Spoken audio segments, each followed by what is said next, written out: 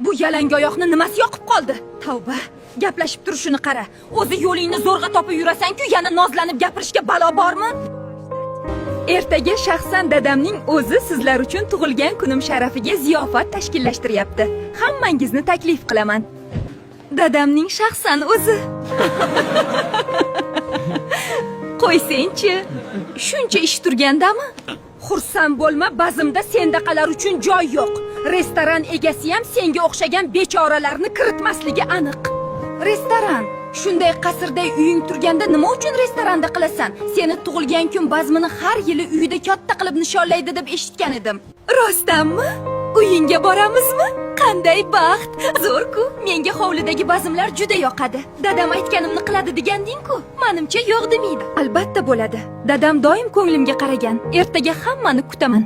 Endi nima qilaman? Nimalar deb qo'ydim. Bugun juda ham charchadim. O'zi ham butun uyni yig'ishtirib chiqdik. Oyijon, bitta ishni hal qilib berishingiz kerak. Men o'rtoqlarimga tug'ilgan kunimni James Jackni uyida nishonlashga va'da berdim. Siz o'sha yerda ishlaysiz-ku, yordam bering. Nimalar deyapsan sen qiz? Esingni yeganmisan? Shundoq ham qizini shuncha kiyimlarini senga olib kelib turibman. Kiyimlari ko'pligidan yo'qolganini ham sezmaydi.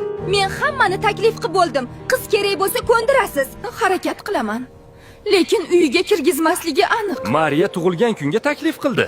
Birga borishga nima deysiz? Zo'r-ku, lekin men bora olmayman.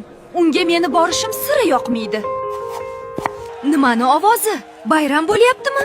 Qiziq, bazm yo'q edi. Xo'jayin ruxsat berdilar. Ishchilarimizdan biri bazm qilyapti. Uylaring o'ylaganimdan ham hashamatli ekan. Buncha baxtli qizsan-a? Bu hali hammasi emas. Kichkinagina bazm-ku. Katta ziyofatlarda qatnashsangiz bormi?